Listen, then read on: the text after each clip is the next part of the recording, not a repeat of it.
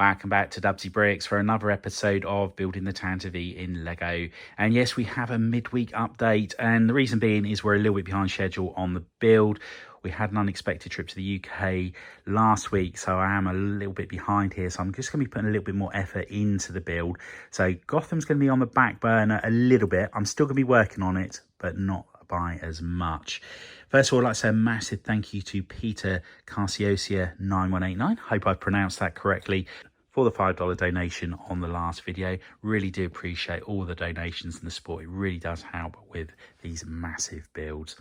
Now, with a couple of comments, a couple of weeks ago, somebody asked, could I put a minifigure next to the build? Well, there we have a stormtrooper on the top. And as you can see, he's quite small compared to the turret on the top there, let alone the entire vessel. So that just gives you an idea of the size of the build. There was also a couple of comments regarding this red section just here that I've done it incorrectly, and I've made a mistake. Surprise, surprise. I will get it corrected. This section here is supposed to be back here, and it's a triangle to that point there, so I need to get that all corrected, which I will do. I just need to work out how I'm going to go about doing it. Got a rough idea, but it's a problem for another day. Now, last update, I did say I wanted to work on the bottom section just here and get that all tidied up and work on this section, get the lights in here. However, what I've decided I'm going to do is actually turn my attention to the back of the ship just here. I want to get the main structural side of this completed as best I can. So it's involved in getting the engines mounted on the top just there and getting the cylinder part around all of this section. Reason being is I know there are going to be a lot of pieces that I need to order in, and I need to give myself a chance to get them ordered in prior to the end of September. So the sooner I know what I need to order in, the sooner I can place those orders, and then we, fingers crossed, we'll be able to get this all completed, ready for Brickcon in Dublin. Now, prior to going to the UK, I did pop up to the Lego store in Blanchardstown. Great customer service once again from Shane up there, so thank you very much, Shane.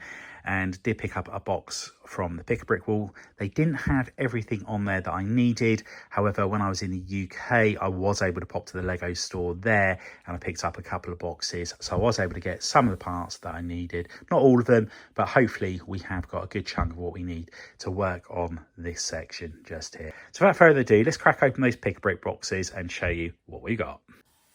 And the first two boxes were from Blanchardstown, and I was hoping to get a lot of white bricks and ball joint pieces, as I know I'm going to be needing a lot of them.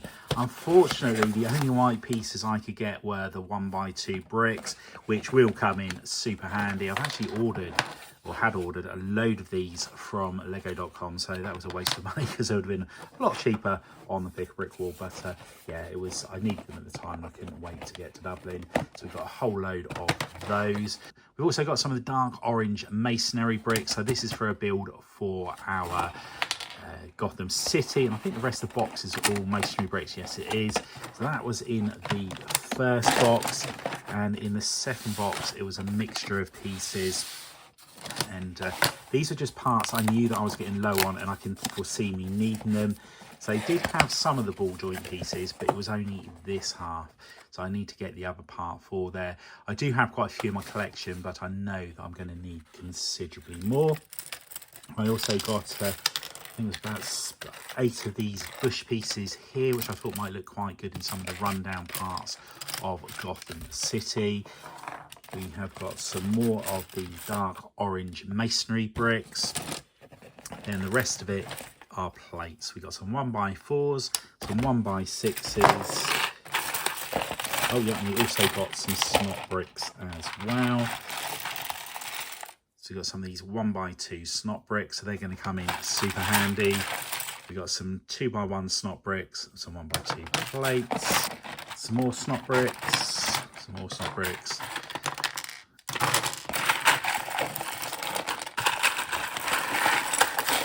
And then here we've got a load of 2x3 plates and 2x2 plates, which I'm always getting very, very low of. And then from Southampton Lego store, they had the other bricks that I was hoping was going to be in Dublin, which unfortunately weren't. And they are the 1x10. So I've got a whole box of 1x10s, and they also had on the wall 1x2 snot bricks. So that's the whole box of those. So they're going to come in super handy. And in this box here, it's very similar. So at the bottom, it's all of the 1x10 bricks again, and snot bricks as well to fill the gaps in. And on the top, this was really well packed. And Mrs. DUBBZI Bricks helped me with this. We've got some brown arches. I thought they'd come in handy in Gotham. We've also got some of these curved bricks in white. I thought they come in useful on the Tantive IV.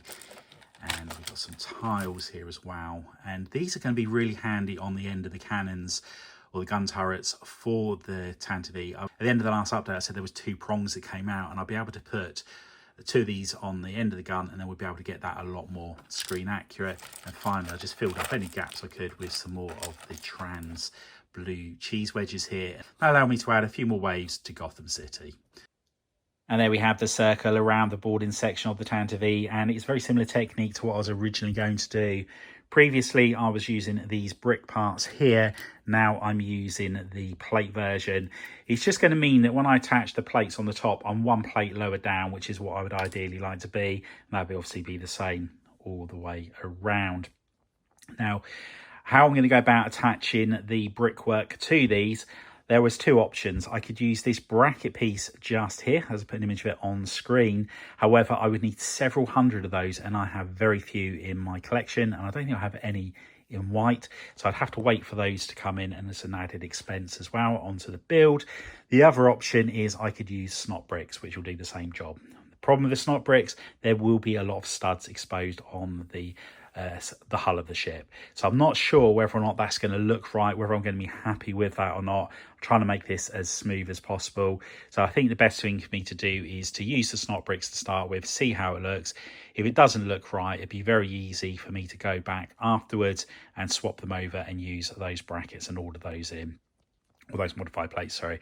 So yeah, that's what we're going to, how we're going to approach it to start with. Now, in regards to this ring, I'm going to do it in 2 sections. So I'm going to attach the bottom half to the actual build. The top half will slot in place.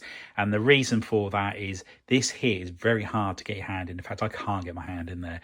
So I need to put the minifigures in now. And if I did that and then knocked one over, I would have great difficulty standing them back up. I'd probably need to get a child to stick their hand in there and do so. So I think it's a lot better for me to leave it so I can get access to that section should I need to do so further down the line. So now what I need to do is add some brackets or snot bricks to the side here so I can connect it and then start plating all the way back.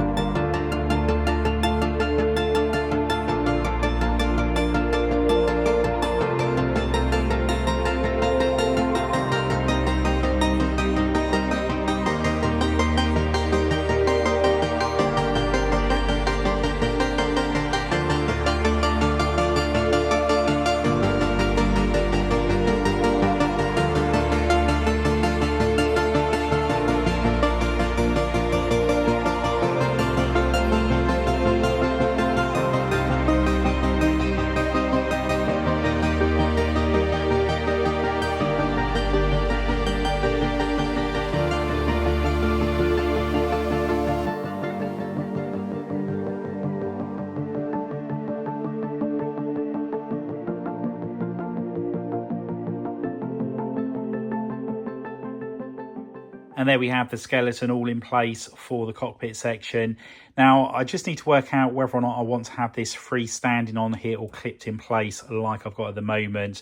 At the moment, it is connected using a load of 2x bricks on here. It'd be very easy to peel it off, but my concern is that it might pop off some of the bricks that we put on the actual hull of this part of the build. So I just need to work out what the best way forward is for that. By attaching it, it is helping to keep everything in place and keep it in the shape that I need it to be in. Now I have made up another one of these panels just here. All this multicolored. I wish I could get my filler brick and filler plate in the same colour. It'd be so much nicer. But yeah, we made the other one of those. That's for the bottom of the other side. But I need to find out a load more plates to do the top section on the other side. At the moment, I've just got 8 4x8 plates. And I need, I think it's 21 to do one section of this. So we're going to have a good search through all of our pieces. And I still need to work out how I'm going to finish this section off just here, as I don't want to be able to see any filler brick or filler plate when it comes to that part of the build. So what I'm going to do now is I'm just going to rotate the build around 180 degrees and start working on the other side. I do need to put a fair few bricks on here. At the moment, we've got nothing at all here, as you can see, and I need to make sure there's plenty of weight on that part so it helps to counteract this side of the build. And that's the skeleton all completed on this side, and with this side it is all attached. So I removed the row of 2x plates on each half and then covered it over with a 4x, and that's keeping it nice and sturdy. There's no necessity at all for this to come off. So that's that part all sorted. Now what I think I'm going to turn my attention to is building up this area just here, and also plating over the very top of it as well. So I need to get the ceiling section all built up there. Don't think I've actually built that yet, so I need to do that. I have had the panels come in for that, so that's all good. And then once I've done that, I can then start thinking about how I go about building the actual hull on the side of the vessel just here.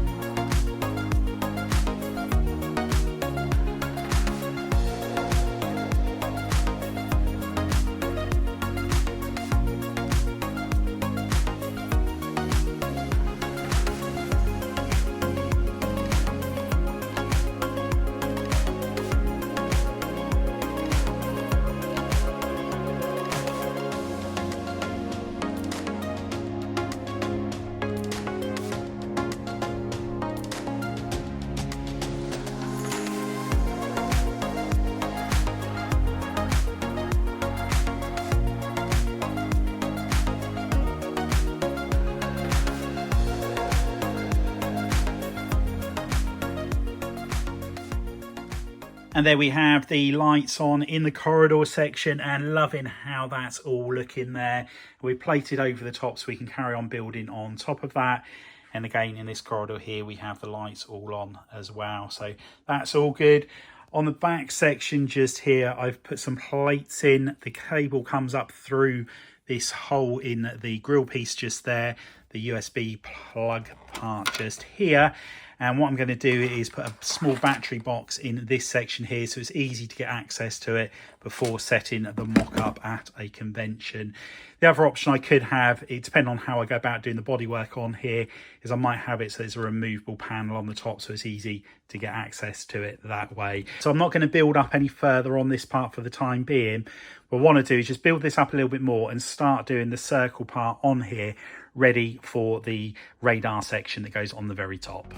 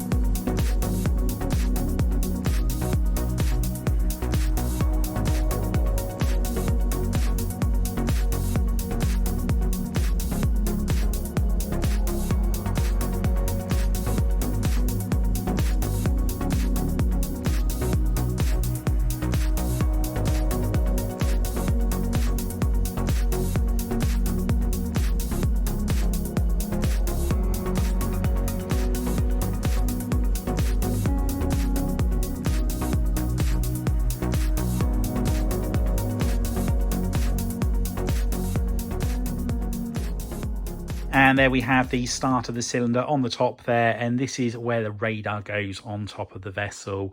There is another section that goes up, so it's going to come up to probably about here, I think, and it's a slight slope on this. It comes in a little bit, so I need to work out how I'm going to go about putting that on there.